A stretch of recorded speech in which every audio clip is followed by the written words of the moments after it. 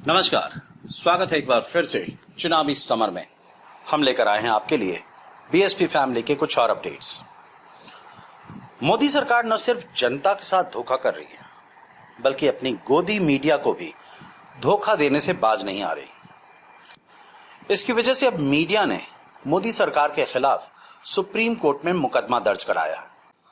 आपको बता दें कि समाचार पत्रों के संगठन आईएनएस ने उच्चतम न्यायालय में मीडिया उद्योग की माली स्थिति को रेखांकित करते हुए सुप्रीम कोर्ट में एक हलफनामा दाखिल किया, जिसमें कहा गया है कि केंद्र और राज्य सरकारों पर विज्ञापनों के मद में विभिन्न समाचार पत्रों की 1800 करोड़ रुपए से ज्यादा धनराशि बकाया है और निकट भविष्य में यह बकाया रकम मिलने की संभावना बहुत ही कम है।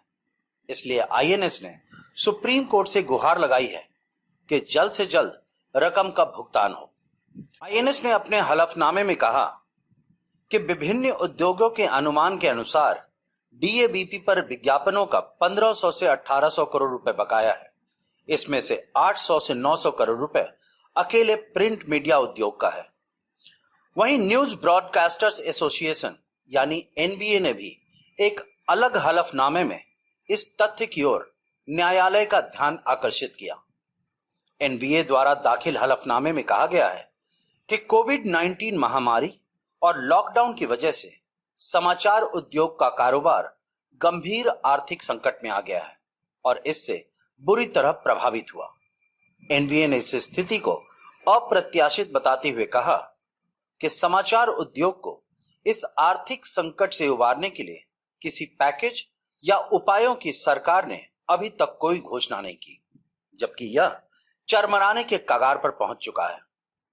अंत में न्यूज ब्रॉडकास्टर एसोसिएशन ने सूचना एवं प्रसारण मंत्रालय से अनुरोध किया कि उनके लिए प्रोत्साहन पैकेज दिया जाए तथा समाचार चैनलों का 64 करोड़ रुपए से अधिक का सरकारी विज्ञापनों के बकाये का भुगतान किया जाए।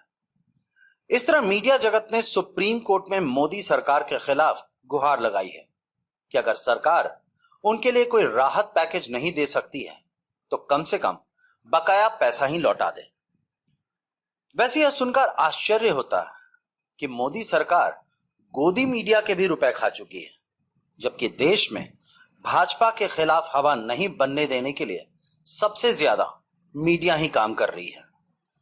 कुल मिलाकर हम यह कह सकते हैं कि सुप्रीम कोर्ट में इस बार ऐसा मुकदमा दर्ज हुआ है जिसमें जीत किसी की भी हो, खुश दलित समाज ही होगा, क्योंकि अगर मोदी जीतते हैं तो यह मीडिया के लिए सबक होगा और अगर मीडिया जीतती है तो मोदी को जोर का झटका लगेगा। अब देखना यह है कि सुप्रीम कोर्ट किसके पक्ष में फैसला सुनाती है। हमारे साथ बने रहने के लिए आपका धन्यवाद। आप हमारे प्रोग्राम्स को todays.com पर भी देख सकते हैं और आप हमें टुडेज टीवी पर ट्वीट भी कर सकते हैं। Thank you.